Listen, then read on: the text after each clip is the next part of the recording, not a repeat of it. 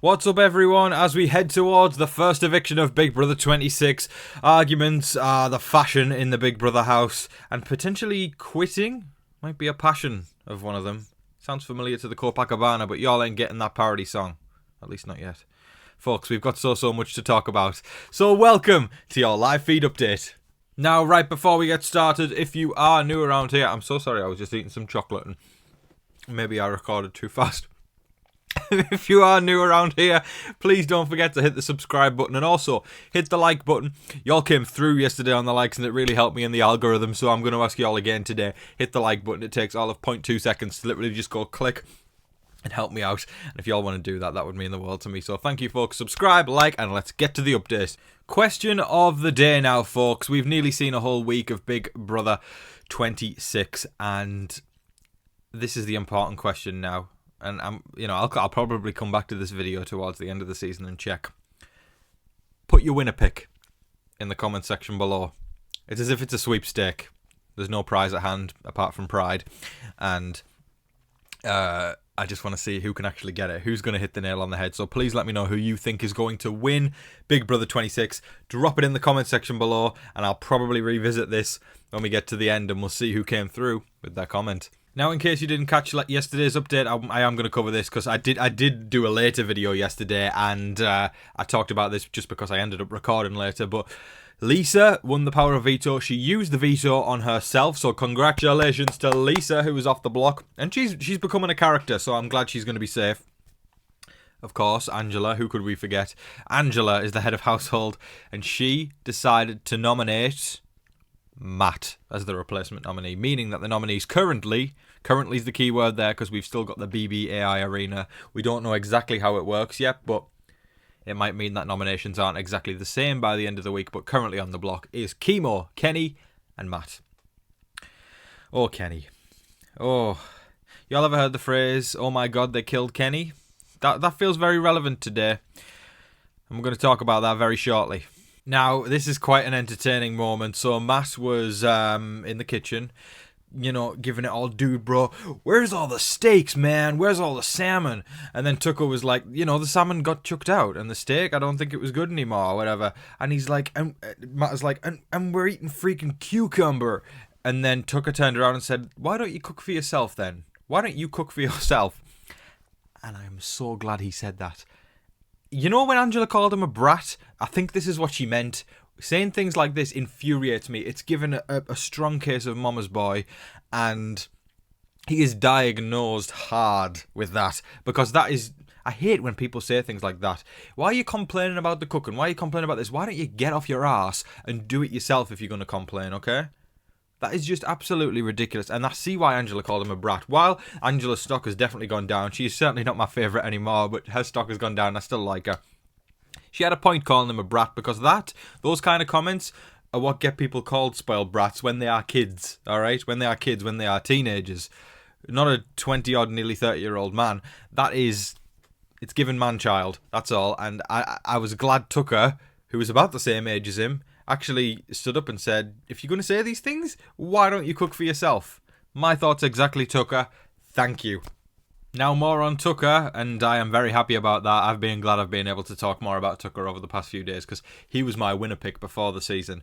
And then on the premiere episode, I thought, oh, this guy's a little bit disappointing, but he's been giving on the feeds over the past 3 days. It's became Tucker's house. He's given that Zach Rance. He's like, if Zach Rance and Enzo had a baby, it would be Tucker. What's not to like? I don't know, but anyways, he's in the garden in the backyard having an absolute meltdown. He's got his bucket hat tipped over his head, and he's just talking to himself going, "Oh, it's so hard not to win, but I have to win. Very heavy breathing, almost sounds erotic." And he's going like this. This doesn't sound erotic, this just sounds terrifying. He didn't say that, but that's what I'm saying. And he was going, "I'm not leaving this place without being a winner." And he was literally having a meltdown in the garden. He was having a meltdown. And that was day 6 yesterday. Day 6 or 7, And it's fascinating to watch. I'll tell you what about Tucker. He's not afraid to speak his mind. If someone does something, he can put them in their place. Like that Matt thing just made me like him even more, because if there's one thing I have a pet peeve, I can't stand spoiled brats, and especially when that manifests itself in the form of a man-child. I won't go too deep into that one, but you know, if y'all have had an experience with a man-child, you will know how infuriating it is to even feel like, you know, you could serve the most obvious plate of obviousness on a platter, and they will still somehow spin it or turn it around into a way where they can try and make people feel sorry for themselves, or they can just get away with it. And it's given that, you know, like I said, if you've dealt with that, which I'm sure most of us have, because we're all human beings living on this planet, y'all will know that kind of stuff's infuriating, and Tucker wasn't afraid to call that out. And, you know, I don't know if I would necessarily even call that out, because I think I'd be worried about my social game. So whether or not it's taken a dent or not, it was nice to watch him call that out. But the thing about Tucker is, and this is something I'm sure a lot of y'all get, maybe some of my older viewers will get. I saw a screenshot of him on Twitter. I put it on my profile, actually. Follow me at TV Talks with Tom. Smooth plug. Thank you, Tom. You're welcome, Tom. But yes, there was a picture of Tucker, and I thought, oh my God, he is the spit of somebody. I'm not going to say, but I captioned the picture on Twitter with, "Alrighty then," and I'm sure my older viewers will know exactly who I'm referencing. Now on to today's headline. Kenney and Angela had a bit of a showdown running in the kitchen at one point, and you know, there's been talks, you know, that Matt was the target at one point, then it was Kenney before, but it keeps going back and forth, and it's got to the point now where Kenney's had talks with Angela, and they've gotten quite heated with each other, because Angela is, to put it quite frankly, well, she doesn't think before she speaks, and her head is not in this game for the long run, I don't think. She got the case of HOH-itis that we've seen in the past few seasons, which has been remarkable to watch. You know, we saw Frenchie get it. We saw, I think, you know, Riley had a bit of it going on. And I'm trying to think who, because that was 25 was Riley. Frenchie was 23. Who had HOH-itis in 24? I can't even remember. Was it, who was the first HOH in 24? Was it Daniel? I'm drawing a blank right now, but I'm pretty sure there was a case of HOH-itis there anyway. Mr. Rip-off, second-rate Elvis. We'll call him third-rate Elvis. He kind of sucks. But anyways, the HOH-itis strikes again with Angela. She doesn't think before she speaks, and she just says the most out-there things to people that I don't think she realises can really offend and piss people off. And she's certainly done that. But she does quite often, though, on the flip side of things, she delivers a home truth, whether it be in the form of a huge, gigantic nuclear bomb as opposed to a polite kiss that you're supposed to do it in a social aspect. She drops the bombs, and she dropped the bomb on Kenney, you know, saying, "You're not even fighting to stay here." And it's true. Kenney, for all I care now, Kenney can be first boot, because after a conversation with Angela, Kenney said that he's not going to betray Matt. He's my number one ally. I think y'all might be getting my first TV Talks with Tom silence of the season right now, because he said, after 6 days of knowing this man, who's half of his age and could not give two shits if, I apologise for my language, he could not give if Kenney stayed in the game or not. And he said, "I'm not throwing my game. I'm not gonna betray him. He's my number one ally. You can go. There's the door. Don't let it hit you on the way out."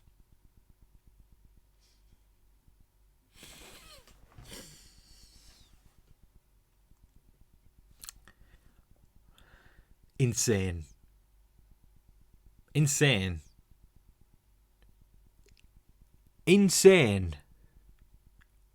That is so incredibly disappointing. And if you've got that attitude towards the game, if you've only known someone for less than a week and you're willing to literally throw your Big Brother life away for them, you don't deserve to be in the house. And I'm saying that with my chest. And it says Boston on there, and that's where Kenney operates. So right now, I'm saying it right now with Boston on my shirt. Kenney can go first, because if you are not going to play the game and you aren't willing to betray someone you've known less than a week, then I'm sorry, but you're not cut out for Big Brother. So while Kenny's mindset is in the fact that he's done in the game and that he's going out, he is essentially quitting. I think that's what most people are looking at as it now. He's not physically going to go to production and say, "I quit," but his attitude towards the game is the equivalent of quitting. And that's pretty much what's circulating right now. And I think a lot of people are very disappointed and just thinking, what a waste of space. You know, there's people, and I'm sure a lot of you guys, a lot of my viewers say, you know, Tom, I love watching your channel and you're going to see me win Big Brother someday. That's what people say in my comment section sometimes. And I think, go you. And I'm rooting for everyone who tells me that, you know. I'm thinking, you know, when you're old enough or whatever, or if you do eventually just, you know, you have been applying for years and you eventually get in, I am rooting for y'all, and I know some of y'all would fight tooth and... I mean, hey, say hi if you're one of those people, but I know a lot of y'all would fight tooth and nail to get into that house and do whatever it takes to get to the end. And then you've got Kenney who waltzes in and isn't willing to betray someone he's known less than a week and is willing to just lay down. And he said to the HOH, yeah, and then Angela basically delivered that truth bomb of, you know, I'm glad I put you up. I'm glad I put you up because it seems like you don't really want it enough. And she's right. And it's disappointing, but like I said, I know some of you guys would, you know, give your left arm to have a shot at Big Brother. And to see Kenney throw it away like this, you deserve to go first, mate. Now, the Barbershop Alliance is something we talked about yesterday, but it seems like it's kind of a cover-up to make MJ and Matt feel kind of safe. You know, I'll talk about the people in that again just in case you can't remember from yesterday, because there's so many of these big groups that form over the first few days where you think, is this person in it? Is this person in it? But anyways, yeah. So, of course, it's Cam, Brooklyn, Cedric, Leah, Chelsea, Rabina, and then MJ and Matt are on the end, but I believe it's like... I think it's a fake alliance to make MJ and Matt feel more comfortable. Time's going to tell if that'll shift into something that's more solid, but... that's what I'm getting as of right now. And, you know, this for me, and I'm just saying this now, like, I feel like I've expressed my excitement about this season across the week, but this has been the most exciting start to a season in as long as I can remember. Like, I am invested. I'm invested with a capital INVESTED. My mind went blank for a second there. I'm invested. I'm very invested. Who wants some ASMR? Vested. I know some of y'all will be thinking, stop! But I know some of y'all are probably thinking, keep it up, Tom. But I'm going to stop because this isn't ASMR. Coming soon, ASMR with Tom. Now, as we hurtle towards the first eviction, of course, talks are going to start to ramp up over the next couple of days. We usually see campaigning beginning more on the Wednesday, so today might be a chill day. I say might, this is the Big Brother 26 cast. I'm sure something will happen, but anyways, I'll talk quickly about voting scenarios. If Matt is on the block by the end of the week, because we don't know the ins and outs of the BBAI arena, and if Matt is on the block, he's going, is my educated guess, my professional guess. If Matt is off the block, Kenney is going. Which likely means in all scenarios, Chemo is safe. So if your friends and favourite is Mr. Hawaiian, then you're in luck this week because he is likely staying. Buckle up for the battle of Matt or Kenney leaving the house. That is all of your live feed updates for today, folks. I thoroughly hope you all enjoyed watching, and I hope everybody's having a great week so far. I certainly am. I'm enjoying talking about all this, and the thing that keeps playing on my mind, this is not Big Brother related, but I'm telling y'all, tomorrow at the midnight screening, I'm going to see Deadpool and Wolverine, and I am so freaking excited. I cannot wait. I want to be there early. I want to be seated. I ain't messing around with this one, folks. I am very, very excited for this. And, yeah, we're going to have a blast going to see Deadpool and Wolverine. Very, very hype. Let me know if you're a Marvel fan who's also going to see it this week, because exciting times. But anyways, thank you so much for watching, folks. I appreciate you all. Let me know your thoughts on Angela's head of household reign in the comment section below. Let me know who you want to go this week. Let me know what you think of Kenney's quitting. And, yeah, there's lots to talk about. So that's what the comment section's there for, folks. You know, if you don't have any family or friends that watch Big Brother, that you don't get to talk to other people about it, use this as a way to talk to other Big Brother fans. I love seeing the conversations between y'all and seeing fans mingle. Just use this and say hi, and you never know, you might meet somebody really, really cool. Hell, I met my partner through YouTube, and I couldn't be happier about that, folks. So you never know who you might meet down there, so go say hi to people in the comments and start up a Big Brother conversation. But anyways, thank you so much for watching. Don't forget to like, share, comment, subscribe, do all of that wonderful stuff. But until your next live feed update, I've been your host, Tom Vasey. Good night.